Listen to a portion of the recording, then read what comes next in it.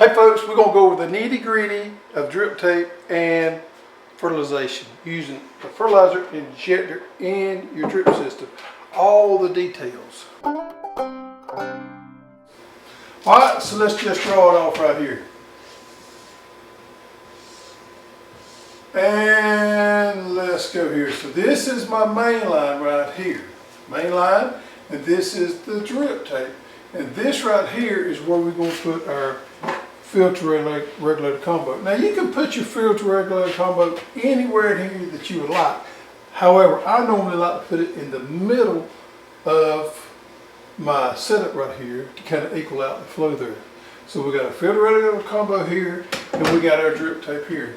Now one little note about the drip tape. You cannot run the drip tape more than 100 foot this way.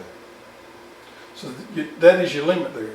So let's just say that you've got a field of 300 foot. The workaround for that is every 100 foot you could run you another main line and feed off that going this way.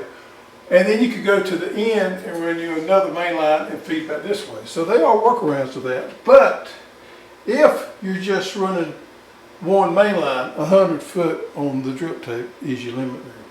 Now how many of these 100 foots can you run? Well, that depends on how many gallons per minute of water you got.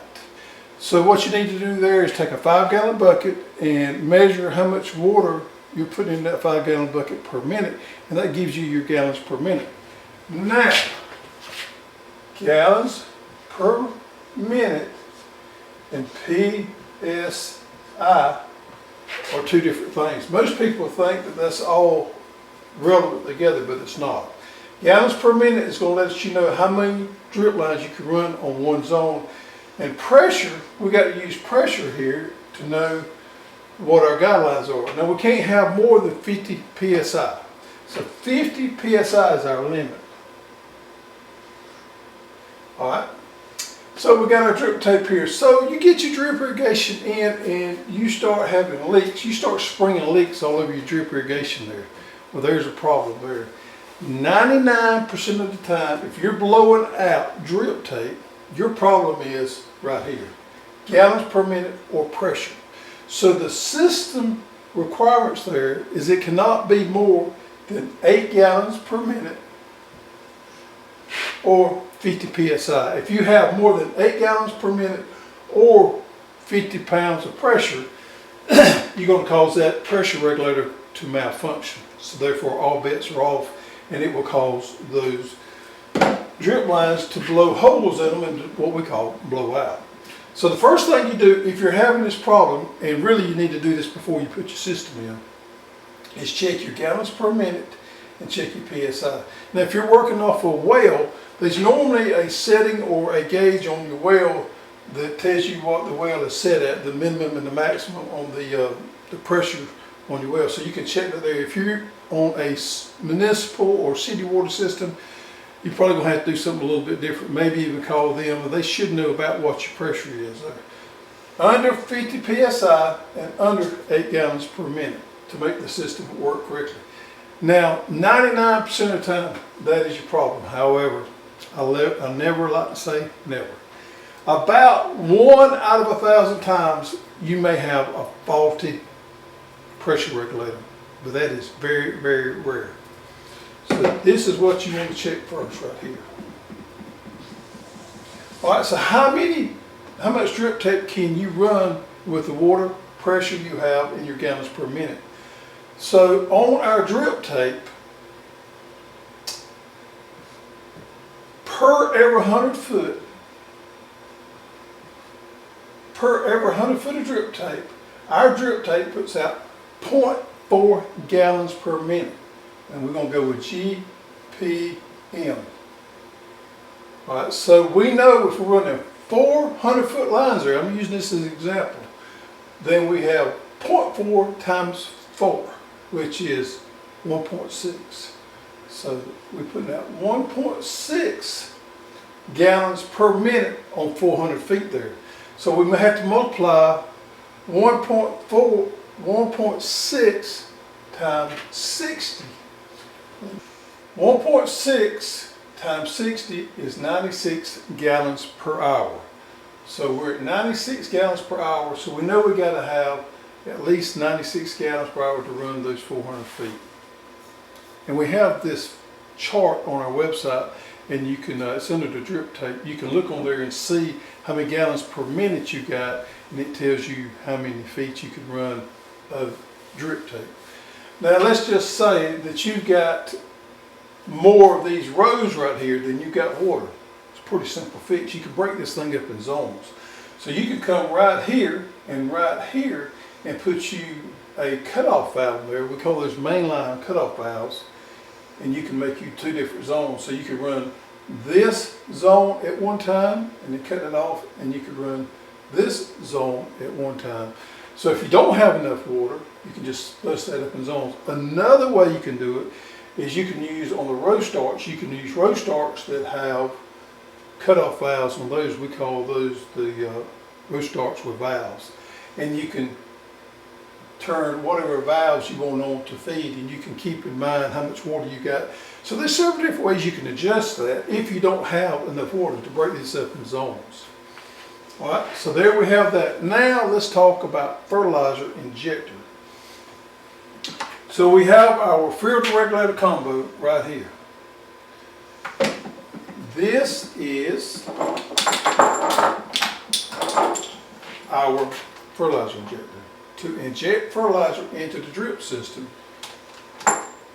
you want to put the fertilizer injector above the filter regulator combo. You don't want to be behind it. You want to be before you go into that filter regulator combo. And you have an in and an out hose there with your tank. And then we have this hose bill connector, and that's what fits in there. And this is water hose fitting, so it's pretty easy. You just hook water hose onto this. And the cool thing about it is you can use one fertilizer injector to move this thing around to different plots if you need to. That's pretty neat. All right, so we got that right there. Now, if you're using your fertilizer injector and you're having some problems with it, I'm going to show you how to figure out how to make it work properly. On the fertilizer injector, it has a little flow disc. Now this is also on our website below, on down in the description. It talks about these flow discs. And it talks about these flow discs because you have to set this fertilizer injector up to how big of a plot that you have. I'm going to show you how to figure that out. If it's not working properly, it's probably because you don't have the right flow disc in there. With your injector and the little pack down there, you will have 3 flow discs in there.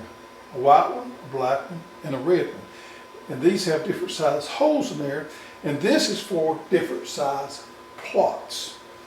All right, so let's go back here. For the white flow disc, you need to use the white flow disc if you're putting out between 120 and 60 gallons per hour.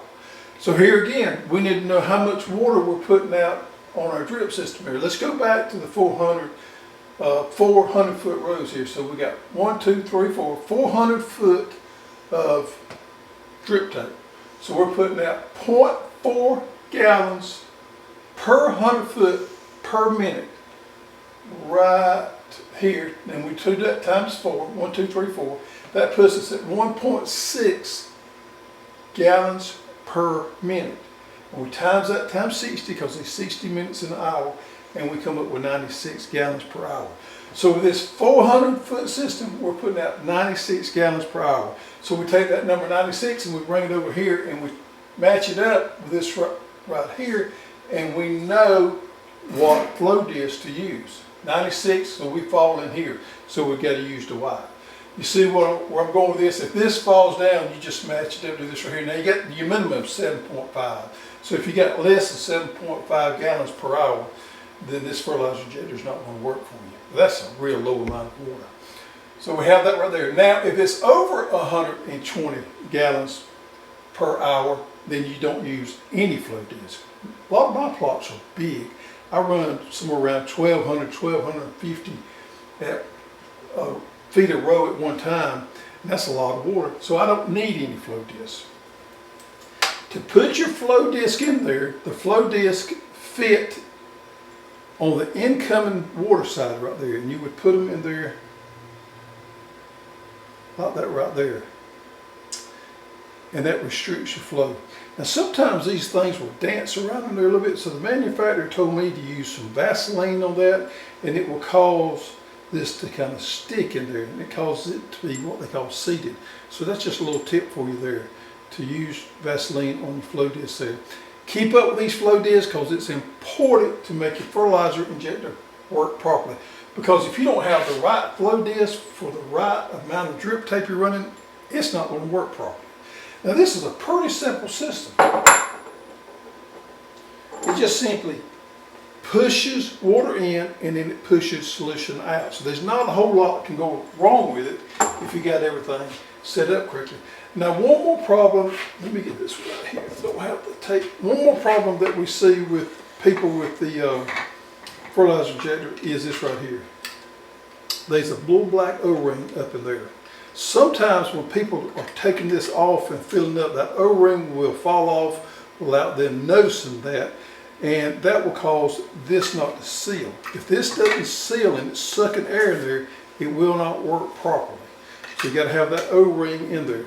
Another thing on that O-ring there is you can put periodically some mineral oil on it, and that lubricates that O-ring and helps it seal a little bit better. Alright, there we have it. Talking about drip tape, fertilizer injection. This is a wonderful system when it works right, and it's easy to set up if you put it in there right and understand all that right there. There you have it, us helping you grow your own food. If you want to learn more about vegetable gardening and growing your own food, check this out.